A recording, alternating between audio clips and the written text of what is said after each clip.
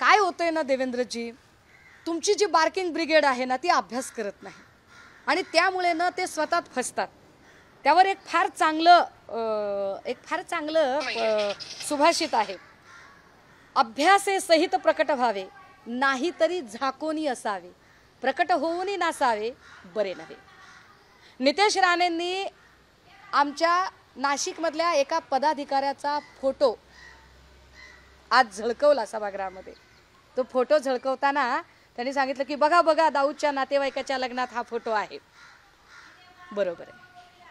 आता ही सगळी माणसं, तो जो काय तो सलीम कुत्ता काय त्याचं, तो फोटो काढायला तिथपर्यंत गेला, कसा काय गेला, मी जरा त्याच्या आधीची एक पार्श्वभूमी सांगितली पाहिजे। सुधाकर बडगुजर हे आंदोलनात होते, विजया रहाटकर यांची एक सभा उधळायची होती आणि त्या आंदोलनानंतर ते जेलमध्येही गेलेले होते। पण तुम्ही जो फोटो तुमच्या नितेश राणेंनी दाखवला ना, त्या फोटोची जरा माहिती दिली पाहिजे। महत्त्वाची ब्रेकिंग न्यूज आपण बघतोय। ऍक्च्युली पोलीस आणि नेत्यांची मांदियाळी दिसू, हा जो काही व्हिडिओ आहे, हा व्हिडिओ किंवा ते जे फोटो दाखवले ते 2 वर्षांपूर्वीचे दाखवले। त्या 2 वर्षातला फक्त एक फोटो जो आहे तो नितेश राणेंनी दाखवला। अख्खा पिक्चर मी दाखवायला तयार आहे।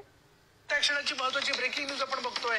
दाऊदच्या नात्यातील लग्नामध्ये पोलीस आणि नेत्यांची मांदियाळी दिसून आली आहे। लग्नाला गेलेल्या पोलीस वराड्यांची आता चौकशी होणार आहे।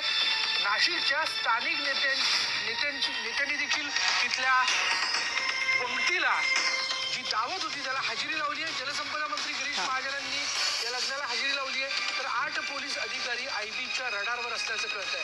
वराडी पोलिसांची चौकशी आता होणार आहे, पण राजकारणी मात्र यामध्ये बोकाट आहे। छायाचित्रांमध्ये आपण बघतोय ते 3 चेहरे बीजेपीचे नेते आहेत। एक आहेत पालकमंत्री आणि राज्याचे मंत्री गिरीश महाजन, दुसरे आहेत नाशिकमधले भाजपचे नेते विक्रांत चांदवडकर आणि तिसरे आहेत भाजपचे आमदार। आणि मी जरा पुन्हा एकदा ही नावं ऐकवणार आहे, ती नावं आधी सांगते। नितेश राणेंनी जे फोटो झळकवले ना, आमचा पदाधिकारी जर दोषी असेल तर निश्चित त्याच्यावरही कारवाई व्हावी, पण यामध्ये जे 3 महत्त्वाची नावं आहेत त्यात आहेत नाशिकचे पालकमंत्री गिरीश महाजन, दुसरे आहेत विक्रांत चांदवडकर, तिसरे आहेत बाळासाहेब सानप जे एकाच फ्रेममध्ये दिसतात। याच पार्टीत पुढे देवयानी फरांदे सुद्धा दिसतात।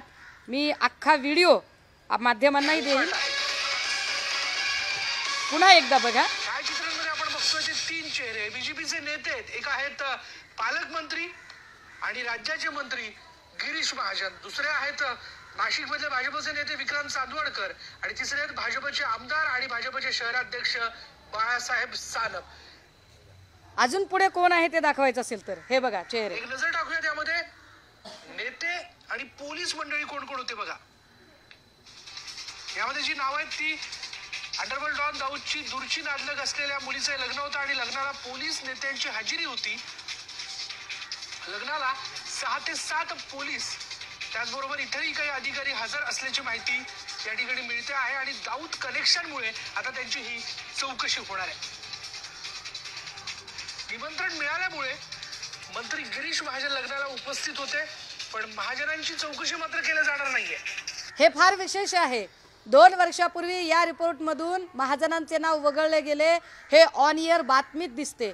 ही बातमी एबीपी माझावर आहे, ही बातमी लोकमतला आहे, ही बातमी झीला आहे, ही बातमी सगळ्या चॅनलला आहे। स्पष्टपणे त्याच्यात बातमी देणारा सांगत आहे की गिरीश महाजनांचे नाव याच्यातनं वगळले जाईल। याचा अर्थ काय? लग्नाला उपस्थित होते, पण महाजनांची चौकशी मात्र केली जाणार नाहीये। दाऊद कनेक्शनमुळे मला वाटतं नितेश राणे हा व्हिडिओ बघत असतील। लग्न प्रकरणाच्या चौकशीचे आता चौकशी करण्याचे आदेश देण्यात आलेले आहेत, तर गिरीश महाजनांशी बातचीत आणि इतर संबंधितांशी बोलण्याचा या ठिकाणी प्रयत्न झालाय। आता माझा प्रश्न असा आहे की ठीक आहे, आमचा एखादा पदाधिकारी त्या बिचाऱ्याकडे इतकी हायटेक यंत्रणा नसेल, त्याला माहिती नसेल, तो कुणाच्या तरी सोबत लग्नाला गेला असेल, काय जे असेल ते असेल, पण गिरीश महाजनांकडे तर हायटेक यंत्रणा असेल ना। गिरीश महाजनांकडे आयबी वगैरे सगळे लोक असतील ना। गिरीश महाजनांना का कुणी सांगितलं नाही की त्या लग्नाला जायचे की नाही जायचे? बाळासाहेब सानप असतील, विक्रांत चांदवडकर असतील, देवयानी फरांदे असतील, गिरीश महाजन असतील, ही सगळी लोक तिथे गेली होती, यावर नितेश राणे काही बोलणार आहेत का?